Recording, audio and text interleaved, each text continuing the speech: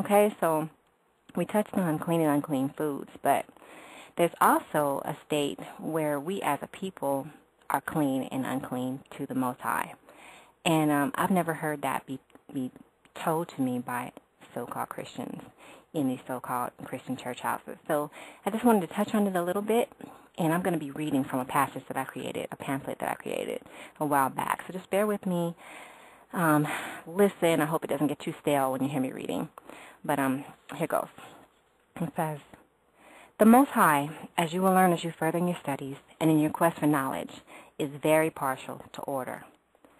Within this realm of order, he puts a difference between that which he considers clean and that which he considers unclean. For example, Israel, his nation, to him is holy and clean.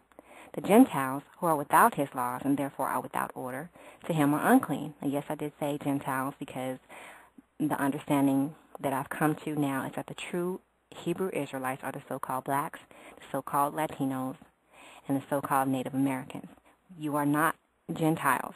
You are the Lord's chosen people, and that can be substantiated in the scriptures. Read the curses, read Deuteronomy chapter 28, verse 68. Listen to the lessons that are given on our website, truenation.org. There's scriptures that I've given on some of the prior shows. So if you really want those scriptures, please, by all means, they are there. I've given you places to find them. So I'm going to keep reading. "Although as a whole, we as a nation are considered by the Lord to be holy, clean, there are circumstances within our everyday lives that we as individuals may become unclean at different intervals in time. One matter in which this occurs is when a woman is experiencing her menstrual flow. In this instance, the particular woman is considered by the Most High to be unclean, and she is to separate herself from the nation as best she can. The scriptures say that everything she touches or sits upon become unclean until the time of her separation has been fulfilled, which is 7 days. And after the things she has come into contact with, as well as her body, are cleansed in the manner by which the Most High specifically states." And you can find this, please turn to the scripture in Leviticus chapter 15, verses 19 through 23. And this is just breaking down that you are unclean when you're on your menstrual cycle. You already feel it. It's not like a mystery. You already feel unclean, but this is the scripture telling you you are. It's a cleansing process, and you're supposed to separate yourself.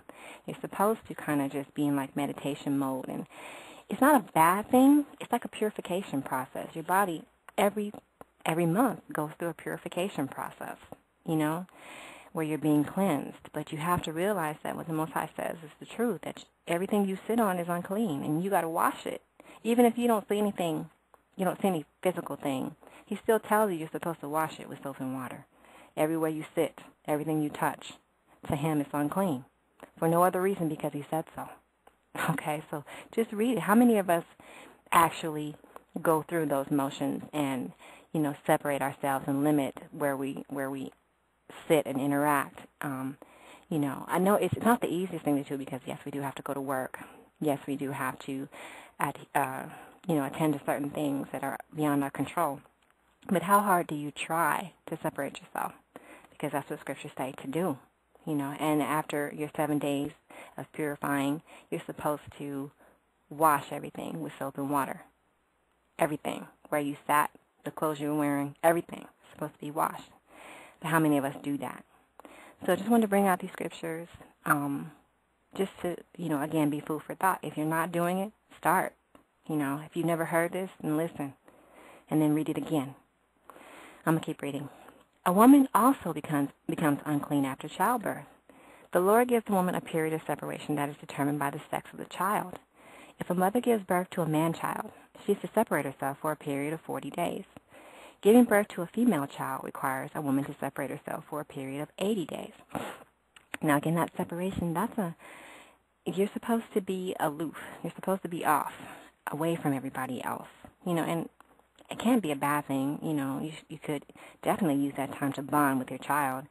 But that separation part, it also includes sex. The doctor, I remember after giving birth to my children, they told me 6 weeks, that after 6 weeks I could have sex with my husband again. But That's not what the Most High says. The Most High says that if you have a man-child, you're supposed to give your body a recovery period of 40 days. That means if you have a little boy, you need to stay away from your husband for 40 days. That's a recovery period. That's a separation period. That's a bonding period. Just, back away.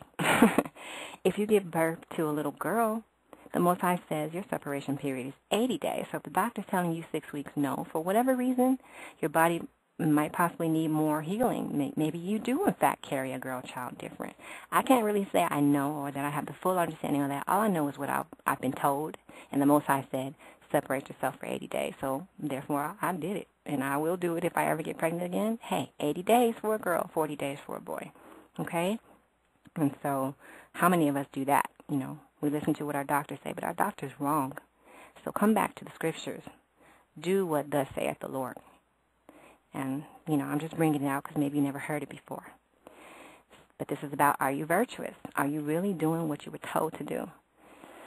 And, I'm just touching on a few things. I can't, the scriptures are all-encompassing. I'm just bringing out things that I thought was important for the show today. But by no means am I saying that I know everything. I'm just bringing out scriptures that I thought would be important for women to maybe just, listen to.